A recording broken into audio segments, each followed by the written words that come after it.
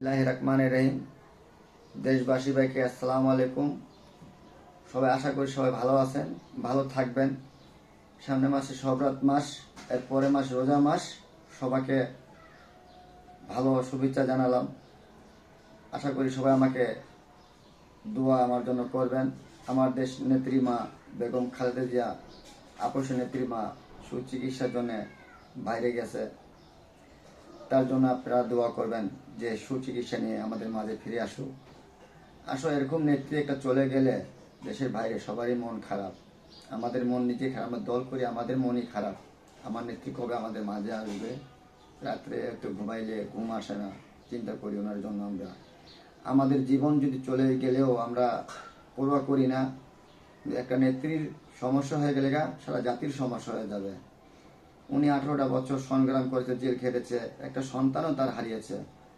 ঠিক আছে, এখনো তার কোটি কোটি সন্তান তার সাথে আছে আর থাকবে। আমরা শহীদ জিয়া রাষ্ট্রপতির আদর্শ রাজনীতি করি, আদর্শ নিয়ে চলতে চাই। শফিক ঈশ্বর মিল্টন ভাই 16 আসন এর মতো নেতা হয়তো আমরা যেভাবে পেয়েছি, আমরা হয়তো আর কোনো সময় এই নেতাকে আমরা হারালে এই নেতাকে পাবো না। আসলে মানুষ দল পরিবর্তন করে, নেতা পরিবর্তন করে, এই পাশে থেকে ওই পাশে যায়, ওই পাশ থেকে এই পাশে যায়, কমিটির জন্য যায়। কিন্তু আসলে গুরুর কাছ থেকে যেটা রাজনীতির শিকার, দক্ষতা শিকার, এই জিনিসটা ওদের মাথায় ঢোকে না। ওদের চিন্তা ভাবনা খালি পদ পজিশন, এইটাই চিন্তা ভাবনা ওদের মাথায়, আর কোনো চিন্তা। আসলে এটা গুরুর কাছ থেকে যে শিখতে হবে, জানতে হবে, বুঝতে হবে, এটাই হলো মেন উদ্দেশ্য। আমরা শফিক ঈশ্বর মিল্টন ভাইয়ের সাথে আছি, থাকবো, মরার আপন্তক তার সাথে আছি আমরা। এই যে লোকটা শফিক ঈশ্বর মিল্টন ভাই যেখানে যাবে আমরা তার সাথে আছি। আমাদের পদ পজিশন লাগবে না, আমরা দলকে ভালোবাসি, দলের নেতাকে ভালোবাসি, শহীদ রাষ্ট্রপতিকে ভালোবাসি, দেশ নেত্রী বেগম খালেদা জিয়াকে ভালোবাসি, দেশের ছেলে তারেক রহমান তার পুত্রকে ভালোবাসি। এটা আমাদের চাহিদা, আমাদের আর কোনো চাহিদা নাই আমাদের। কিন্তু একটা কথা, কর্মীদের, তেজি কর্মীদের মূল্যবান দিতে শিখবেন, এদেরকে আদর করবেন, যত্ন করবেন, ভালোবাসবেন। এরা কিছু চায় না, এরা চায় সম্মান, আর কিছু চায় না। আমরা যখন রাজপথে ছিলাম তখন বিএনপির 5টা পোস্টার লাগাইতে আমরা লোক পাইনি।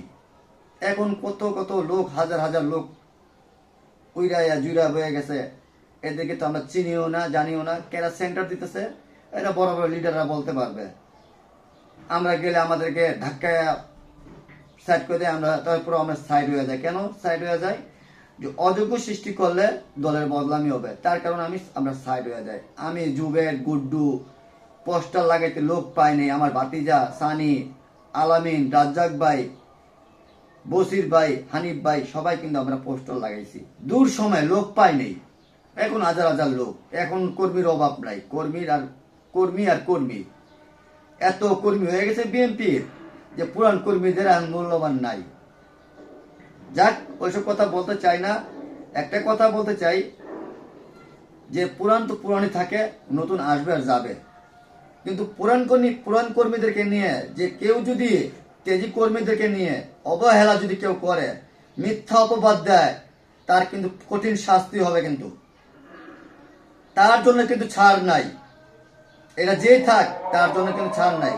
আমি ইমতিয়াজ আহমেদ টিয়া বলতেছি, দরকার পড়লে তারেক রহমানের দরজা গিয়ে খটখটাবো, আমি লক করব। যারা দলের জন্য শ্রম দিছে, যারা দলের জন্য ত্যাগ করছে, যারা দলের জন্য মা বোন হারাইছে, তাদের যদি মূল্যায়ন যদি না দেয়, তাদের জন্য আমার যদি বিএনপির বেগম খালেদা জিয়ার ছেলে তারেক রহমান তার দরজা যদি যাওয়া লাগে, আমি ইমতিয়াজ আহমেদ টিয়া যাবো, তার দরজা খটখটাবো।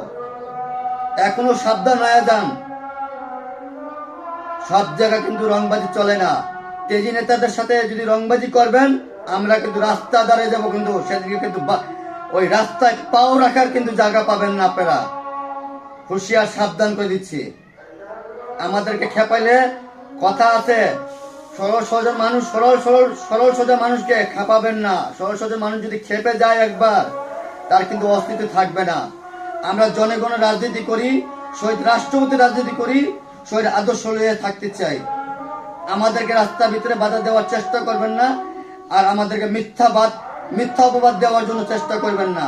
ষড়যন্ত্র কিন্তু চলতেছে আমাদের উপরে, কিন্তু আমরা সব বুঝে শুনে কথাটা ভাষণ দিতেছি আমরা, কিন্তু এই কথার মাধ্যমে আপনাদেরকে বুঝাই দিবা চাচ্ছি। আর তেজি কর্মীদেরকে উপরে কোনো অপবাদ দেওয়ার যদি চেষ্টা করেন, আমরা কিন্তু ঐক্যবদ্ধ হইয়া আপনাদেরকে পতন কিন্তু ঘটাই দিব। আমরা কিন্তু আর পূর্ব করবো না। আমাদের পিঠ এখন পিছিয়ে ঠেকে গেছে। আমরা অনেক সম্মান দিতেছি আপনাদেরকে, সম্মানটা হারিয়েন না, সম্মানটা বুঝায় রাখেন না কোনো। আমরা শফিকুল মিল্টন ভাইয়ের লোক, আমরা আদর্শ লয়ে থাকতে চাই, আদর্শ লয়ে বাঁচতে চাই। আমাদের পদ পজিশন দরকার নেই, আমাদের পদ পজিশন হলো শফিকুল মিল্টন ভাই। আমরা তার রাজনীতি করি, আদর্শ লয়ে রাজনীতি করি। উনি যেমন আদর্শ লয়ে রাজনীতি করে, আমরা কিন্তু তার আদর্শ লয়ে রাজনীতি করি। সালাম আলাইকুম।